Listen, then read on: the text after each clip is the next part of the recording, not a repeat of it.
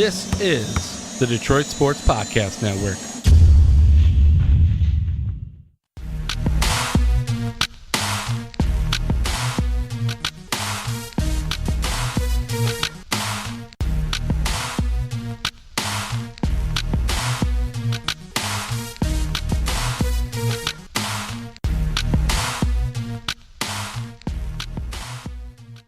Hello 313, hello Michigan, and welcome to episode number 8 of Travel Basketball with Gus Weaver. I'm your host. This platform is dedicated to us from Detroit Sports Podcast Network. Like I said, this is the 8th show, and what this show consists of is it's kind of an original format. What we do is we talk travel basketball around the state of Michigan and beyond. If you're listening and you're not in the state of Michigan, we welcome you. Thank you for tuning in. Once again, I'm Gus Weaver. Currently, I'm the director of 313 Hot Boys Travel Basketball Club. We have a 6th grade team. We have a 5th grade team.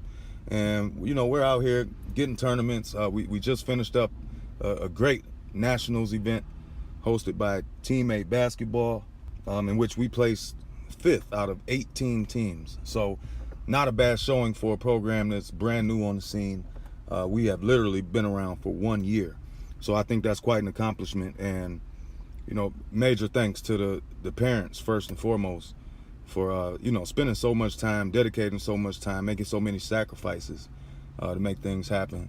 For instance, this 5-day road trip we just took to Tennessee from Michigan. So, you know, normally what we'll have is a special guest on the program. We'll take a look back at a tournament from last weekend. And a lot of times we look forward to a big-time tournament coming up this weekend. Today's show will be primarily dedicated to the Teammate Basketball Nationals that we just finished up.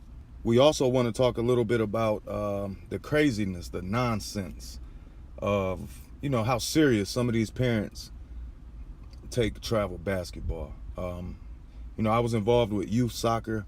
That was pretty nasty. Travel basketball can get pretty nasty. It's nothing new to go to a AAU tournament and, you know, the guys have to get pulled out of the building, you know, removed from the premises because, you know, some of these parents, in my opinion, only my opinion, just take it a little bit too serious. With that being said, first things first, we got to take a look at some of the champions, some of the national champions from a great tournament produced by Teammate Hoops. So let's jump right into that. Last week, Pigeon Forge, Tennessee was off the hook. Teammate Basketball brought in these teams from all over the eastern part of the country. I didn't see any West Coast teams there, but teams from all over the South, Ohio, Michigan, they were all present. Let's take a look at the 3rd grade division. Actually, let's start out with the 2nd grade division. We saw the Georgia Grizzlies beat the Metro Atlanta Kings. That's 2 teams from Georgia battling it out in the finals. And I highlighted this Georgia Grizzlies team last week, looking forward to this tournament. And these guys had a pretty good showing. The 2nd grade team won it all, but they had numerous teams in here, and some of them made Final Four. You know, some of them didn't, but nonetheless, a great showing at nationals by the Georgia Grizzlies. 3rd grade, Metro Atlanta Kings, 39. East Point Running Rebels, 32. That's your 3rd grade championship. Once again, both of these teams from the great state of Georgia. Metro Atlanta Kings kind of ran through the field. This East Point Running Rebels organization, I was very impressed with. These guys brought numerous teams to nationals. They all showed up. They all showed out. And they all had good performances, good showing from the East Point Running Rebels out of Georgia. Let's look at the 4th graders. You got North Carolina coming in to get a championship. These guys, Asheville Game Changers, straight out of North Carolina, Bounce Miller Factory from Ohio. Final score in that one, 34-30 at the 4th grade level. Big congratulations to the Asheville Game Changers. Miller Factory, I thought, was a favorite to win this division, and they did make it to the title game, but couldn't come through. Big-time 4-point victory for the Game Changers out of North Carolina. As we look at the 5th grade, this was a pretty entertaining championship game, as we saw the East Point Running Rebels from Georgia defeat CNS Hoop Stars out of Louisiana. Final score in that one, 64-61, Georgia over Louisiana. Once again, I told you guys a couple moments ago, the East Point Running Rebels are on to something out of Georgia. Very impressive club. Congratulations to those guys for winning the 5th grade title, national title that is. Now, when I say national title, any of these teams that I'm mentioning that win these championship games, they're all awarded some fantastic looking championship rings. And it's a good thing that teammate basketball does. The rings were great. I saw them in person, saw them up close. Too bad we didn't come through and get one. You know, we really wanted to get one, but we couldn't. Nonetheless, great prizes for these first place teams, along with the ring, a fantastic national championship trophy. So something definitely to take home and be proud of. As we look at the 6th graders, this was the division where the Hot Boys were in. You had Team 200 out of South Carolina defeating Carolina Hawks. Final score, 64-47. Both of these teams from the state of South Carolina. We were really hoping to get a rematch with Team 200 in this championship game. We fell a little bit short, but there is a history between the Hot Boys and Team 200. It goes back to some months ago in a battle in South Carolina, championship game to earn a free bid to this Nationals tournament, and Team 200 beat the Hot Boys. Major respect. They got one of the best fan bases around. Team 200, when they're in the building, there is no mistaking. You know Team 200 is in the building. 7th grade, out of North Carolina, the Concord Comets, 55. Out of West Virginia, the Erie Bulldogs, 40. Impressive win. Anytime you can win by 15 in a championship game, that's big. Congratulations to this squad out of North Carolina, the Concord Comets. I didn't know much about them, but I was happy I got a chance to see them in person. Very impressive. And good showing from the Erie Bulldogs from West Virginia. Lopsided loss in this championship game, 55-40, but nothing to hang your heads by. When you make it to a championship game in a tournament of this caliber, you did good. Let's look at the 8th graders. Another team out of North Carolina, Charlotte Supreme, went on to win this championship over the Shockers Elite. Shockers Elite hailing from Tennessee. Charlotte Supreme, obviously, North Carolina. That final score, 75-65. A big-time double-digit win for Charlotte Supreme. Congratulations to this team. It's another team that I didn't know much about, but it was a pleasure to be able to see these guys rock and roll in person. As we get into the high school division, I told you guys last week, there's a 9th grade division in this tournament, and then there's a 10th and 11th combined. So let's look at the 9th graders.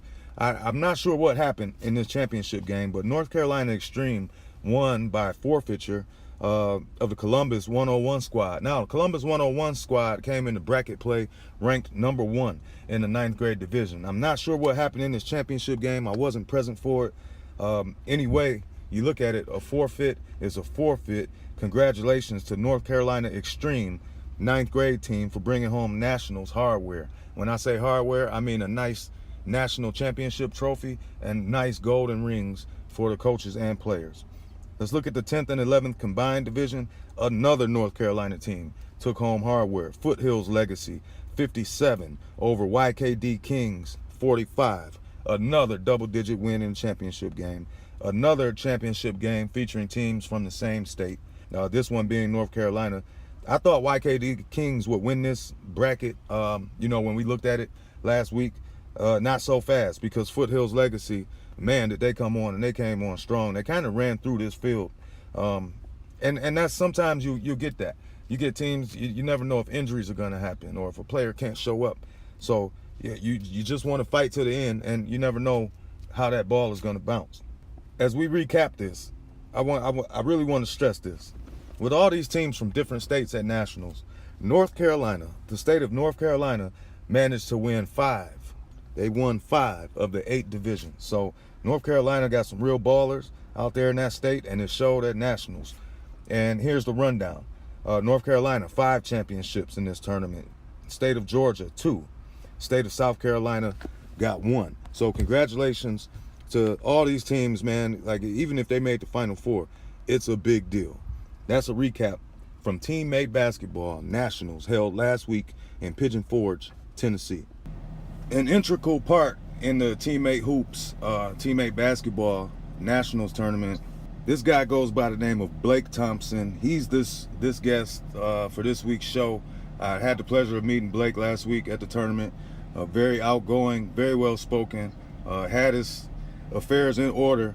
Blake Thompson, welcome to the program. Thank you, Gus. Glad to be here. Real quick, man, I'd like to know, and I'm sure our listeners would like to know too, with you putting on such a big event, I know you put on several throughout the course of a year, but this Nationals one is kind of the kingpin of them all. Just to get started, can you inform us a little bit of what it takes to put on a tournament of this size, this magnitude? Yes, sir. Well, a lot of good help. I'll start there. Logistically, a lot of things go in to executing an event like that. We're in Pigeon Forge, Tennessee. That's where we held the Team A Basketball National Championship. Obviously a great setting with the LeConte Center, but it takes multiple trips to the LeConte Center, to speak with their personnel, to let them know what our expectations are, for them to let us know what their expectations are for us. It's just a lot of small details. I think a lot of times, and I'm guilty of this too. When you go to things like mega events or concerts, you just kind of walk in to a facility and you just kind of think it was that way. This banner was here, this table was here, these chairs were there. That took a lot of manpower to execute. So I'm really blessed to have the help, the kind of help that I have. A lot of my help with the event in Pigeon Forge, those guys were not local. I had to bring those guys in, get those guys hotel rooms, spend a couple days in the facility before we even get started, just to make sure that by the time you guys get there, 313 Hot Boys, the other teams from out of state, when they show up, things have to be exactly right. Otherwise it's kind of chaotic. So a lot of work behind the scenes, but that's what we're about at Team A Basketball. We try to find facilities that are really, really nice. We try to find facilities that can contain entire events. That way, you guys don't drive, 600 miles to Pigeon Forge, Tennessee, and then when you get to town, you got to, bounce around all over town to this high school, to this community center, to this church gym. For us to be able to contain that event in one facility, especially with a facility like that, is a blessing for us and a big value added to the event. So yeah, just a lot of behind the scenes work. It takes a lot of effort to do it the right way, but again, we're blessed to have the help that we need to pull it off. Well, job well done. I think all our parents. Thank you. Oh, you're welcome, man. All of the parents that were there had nothing but good things to say about the LeConte Center. We had the pleasure of visiting the island and a lot of the other tourist attractions in that town. Speaking of venues, I really like that Upward Star Center down there in South Carolina. The Upward Star Center is great. We're actually right up the road from where we were playing last week at Nationals. There's a facility, probably a top 10 indoor facility called Rocky Top Sports World. It's where we host it's actually where we kind of kick off our season. That's the Gatlinburg Hardwood Classic. That facility, Rocky Top Sports World, Upward Star Center, there's a lot. My footprint is primarily on the East Coast, but you see more and more facilities like that pop up because there's a demand for it. And, the costs are more, Gus, but, the experience that we're able to provide and to create for teams at a facility like that is not even close. So. And that has a big deal, it's a big part of it, Right. Facilities, cleanliness, organization, all of that factors into my decision on whether I say, hey, we're going back to, see these guys again. Oh, no doubt, yeah. Off the beaten path, man. Last time I counted, I believe I was at like 128 teams at Nationals. Is that number close to being accurate? We had 163 on the schedule. So with girls, boys, that eighth grade was deep. I think 34 teams in that eighth grade. Sixth grade was awesome. We had 163. We could have accommodated about 200. So our staff, this was the first time that we ran the Team 8 Nationals in Pigeon Forge. So we really had a soft goal of about 150 teams. So we got to 163. We could have got to 200, but honestly, that 163 was a manageable number for us. Again, I'll keep speaking on the experience that we want to provide for teams. That's what it's all about for us. We had to check in at Titanic.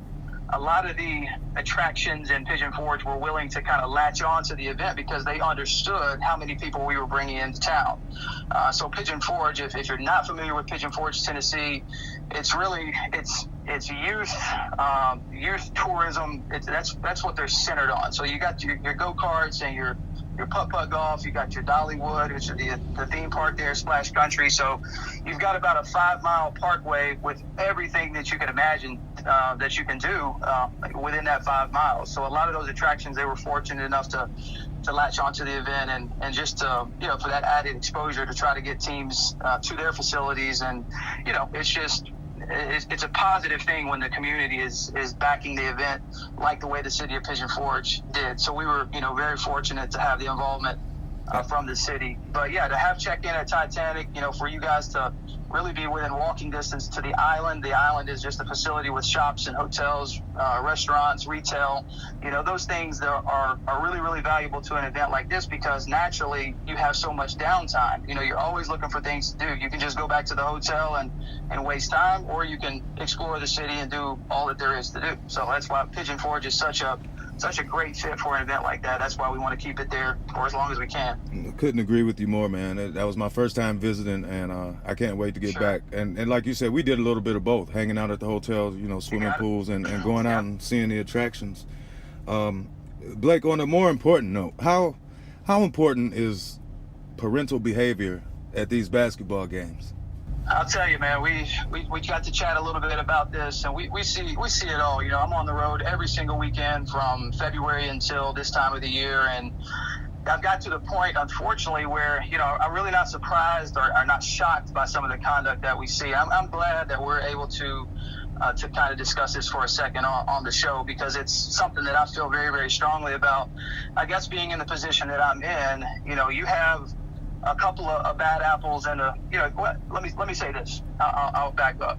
All the people that came in through the door at the LeConte Center, if you take all the people who came through the door and cheered their players on, cheered their kids on, acted in a positive way, contributed to a positive environment, if you take that number of people and you compare it to the number of people who just couldn't figure it out, they were behaving in unsportsmanlike ways. They just, for whatever reason, if you compare those two numbers, it's not even close. We had a lot more people that come in and do it the right way.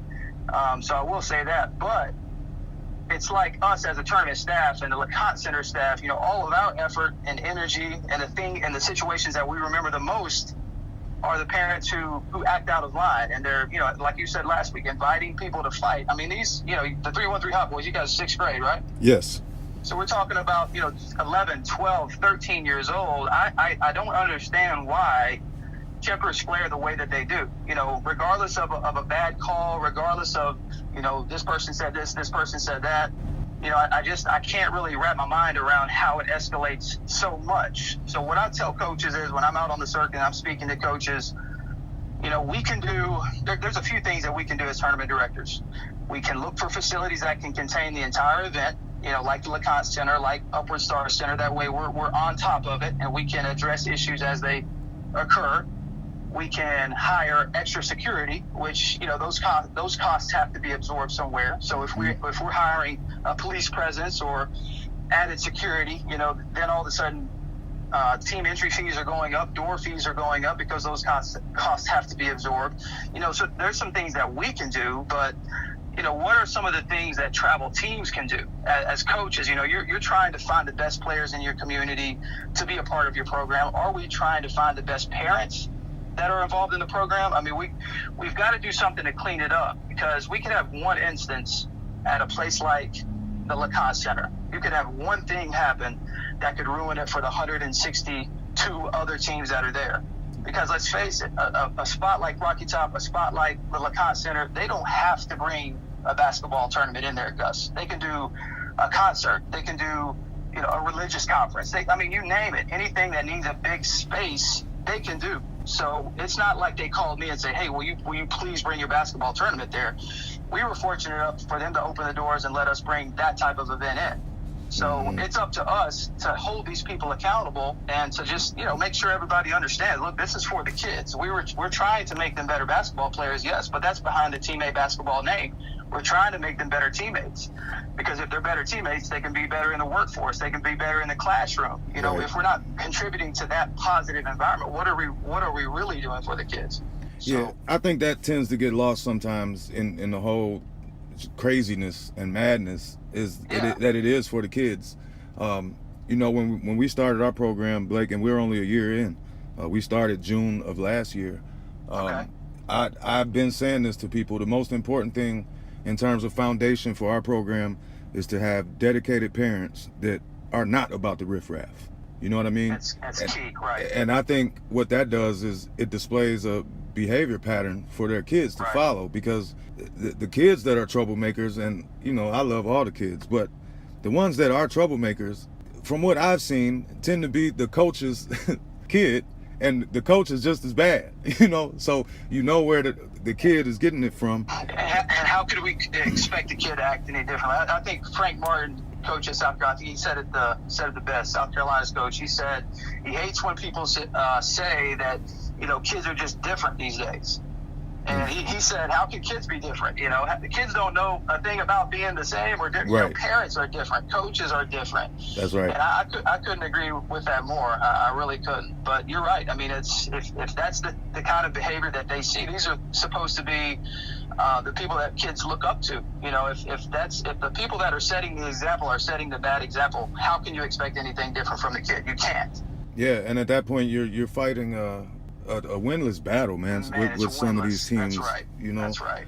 But I don't know, man. I felt like that was important to kind of touch on that last week, considering Absolutely. we had just came off of a heated win, and there were parents that literally came down to our end of the bench and invited our moms to fight. Like, not even men. We're talking invited the ladies to fight, and it was just crazy, man. So I felt like just off the cuff, like, we got to talk about this for a little bit on this podcast.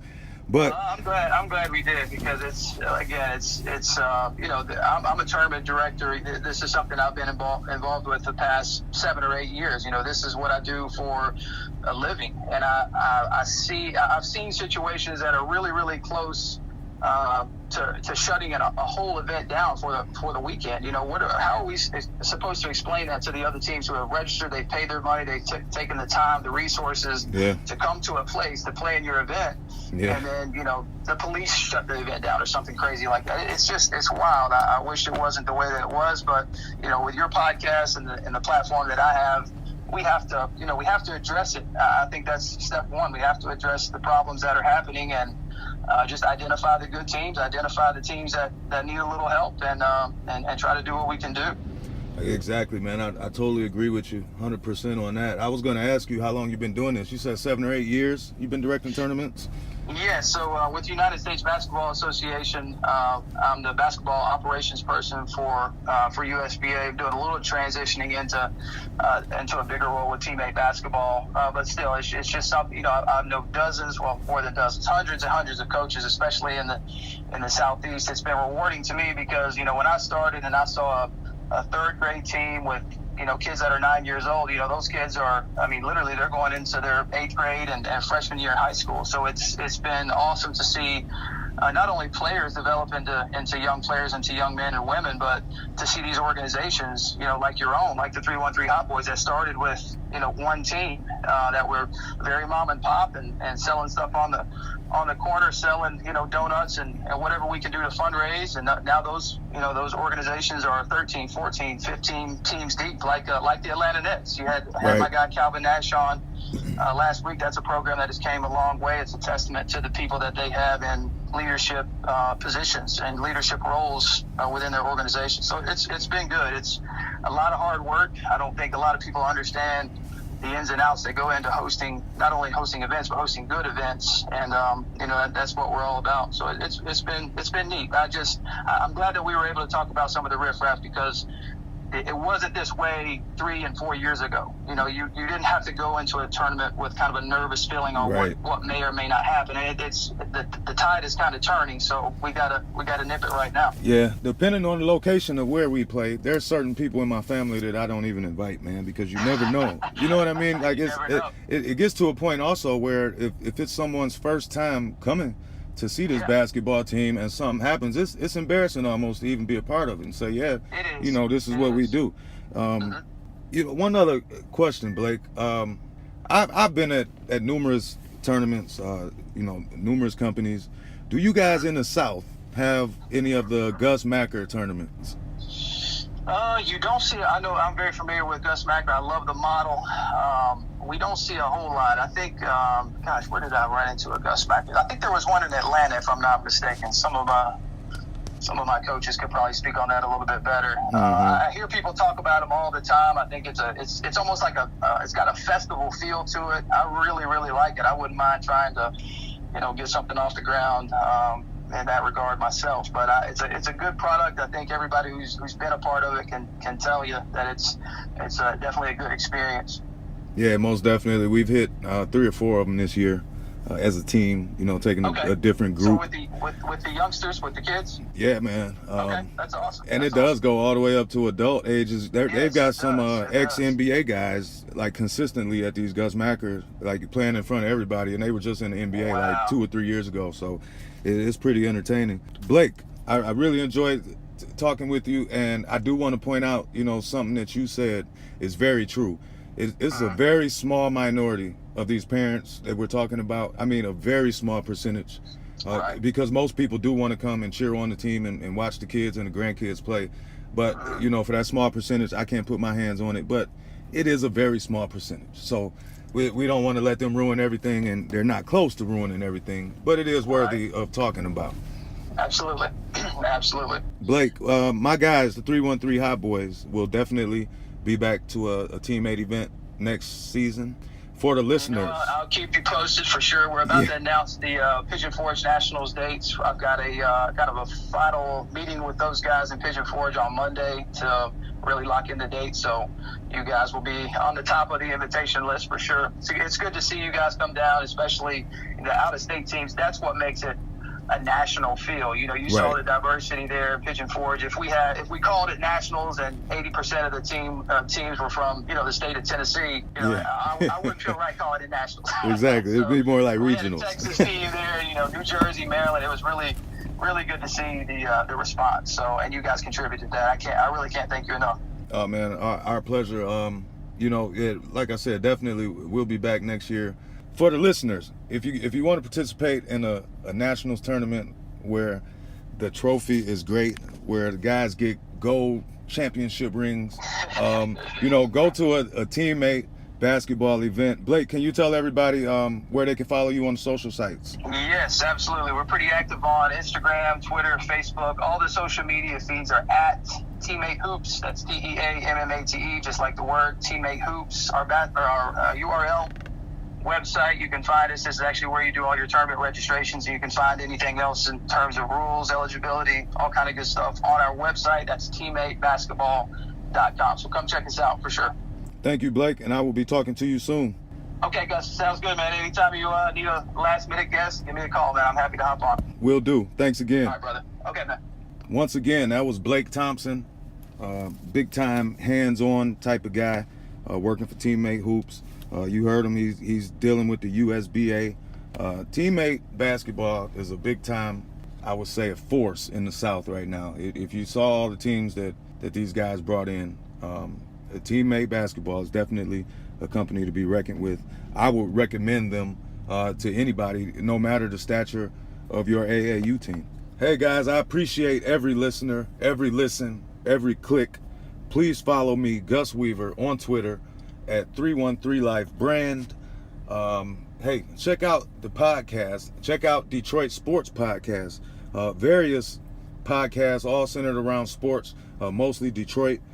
Check them out. Once again, thank you for listening. You just listened to episode 8 of Travel Basketball with Gus Weaver.